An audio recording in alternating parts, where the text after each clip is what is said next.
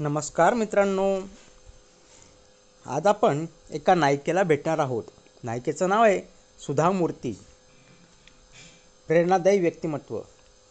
भारतातील साहित्य विश्व, सामाजिक कार्यक्षेत्र आणि शिक्षण क्षेत्रात आपले वेगळे स्थान निर्माण करणारे एक तेजस्वी नाव म्हणजे सुधा मूर्ती. त्या केवळ एक लेखिका नाहीत, तर समाजसेविका, शिक्षिका, उत्तम वक्त्या आणि हजारो लोकांच्या जीवनाला दिशा देणाऱ्या मार्गदर्शक आहेत. त्यांच्या जीवनाचा प्रवास म्हणजे चिकाटी, साधेपणा आणि समाजसेवेचा सुंदर संगम आहे.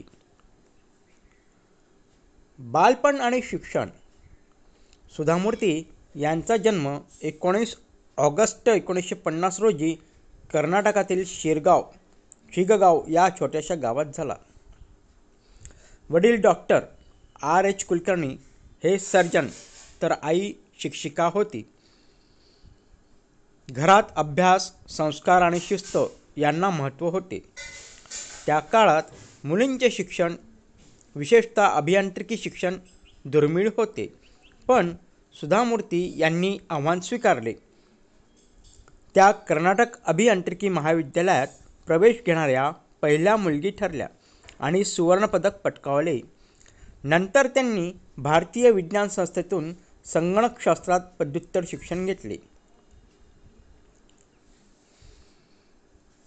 टाटा कंपनीतील प्रेरणादायी किस्सा.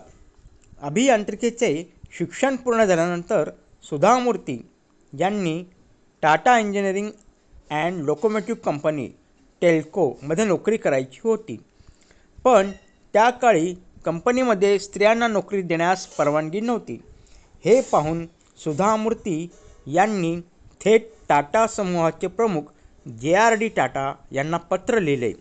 त्यांनी विचारले, स्त्रियांना काम करण्याची संधी का नाही? JRD टाटा यांनी पत्र वाचले आणि त्वरित त्यांना मुलाखतीसाठी बोलावले. सुधा मूर्ती यांची निवड झाली आणि त्या टेल्कोमध्ये काम करणाऱ्या पहिल्या महाअभियंता बनल्या. हा किस्सा दाखवतो की धाडस आणि योग्य प्रश्न विचारण्याची हिंमत असेल तर इतिहास घडवता येतो.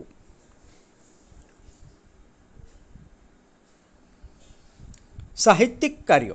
सुधा मूर्ती यांची साहित्यिक ओळख अत्यंत समृद्ध आहे. त्यांचे लेखन साधे, सोपे पण मनाला भिडणारे आहे. त्यांनी इंग्रजी आणि कन्नड भाषेत अनेक पुस्तकं लिहिली आहेत. त्यांच्या पुस्तकांमध्ये वाईज अँड अदरवाईज, जीवनातील 50 वेगवेगळ्या अनुभवांच्या छोट्या कथा, डॉलर बहू, पैशामुळे नात्यांमध्ये कसे बदल होतात याचे चित्रण, हाऊ आय टॉट माय ग्रँडमदर टू रीड, आजीला वाचन शिकवण्याची खरी घटना, 3000 स्टिचेस, समाजातील अन्यायाविरुद्ध लढणाऱ्या स्त्रियांची खरी कहाणी. त्यांच्या कथांमधून साधेपणा, नात्यांचे महत्त्व आणि समाजातील विविध स्तरातील संघर्षाचे दर्शन घडते.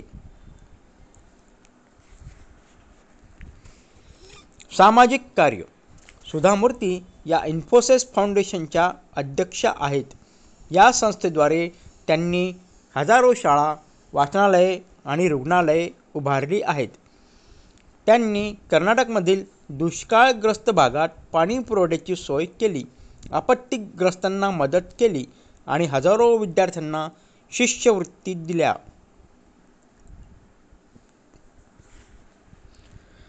प्रेरणादायी किस्सा. एका गावात शाळा नव्हती. मुले झाडाखाली बसून शिकत होती. हे पाहून सुधा मूर्ती यांनी त्या गावात शाळा उभारली. नंतर त्या शाळेत जाऊन मुलांसोबत वेळ घालवला. मुलांना त्यांनी सांगितले, शिक्षण हीच खरी संपत्ती आहे, ही कुणी चोरू शकत नाही. त्यांच्या अशा कामामुळे ग्रामीण भागातील शिक्षणाची क्रांती घडली. पुरस्कार व सन्मान. सुधा मूर्ती यांना मिळालेले प्रमुख सन्मान: भारत सरकारकडून पद्मश्री पुरस्कार, R.K. नारायण पुरस्कार, साहित्य अकादमीचे पुरस्कार, अनेक मानद डॉक्टरेट पदव्या. हे सन्मान त्यांच्या कार्याची साक्ष देतात. व्यक्तिमत्व आणि विचार.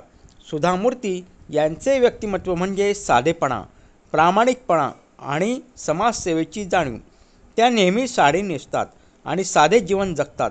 त्या म्हणतात, श्रीमंती ही पैशात नसून ज्ञानात असते. त्यांच्या विचारातून समाजाबद्दलची जबाबदारी आणि शिक्षणाचे महत्त्व अधोरेखित होते. निष्कर्ष: सुधा मूर्ती या खऱ्या अर्थाने भारतातील प्रेरणादायी स्त्री शक्तीचे प्रतीक आहेत. त्यांचा जीवन प्रवास आपल्याला शिकवतो की धाडसाने निर्णय घ्या. टेल्कोमधील नोकरीसाठी त्यांनी टाटांना लिहिलेले पत्र, शिक्षणाला प्राधान्य द्या.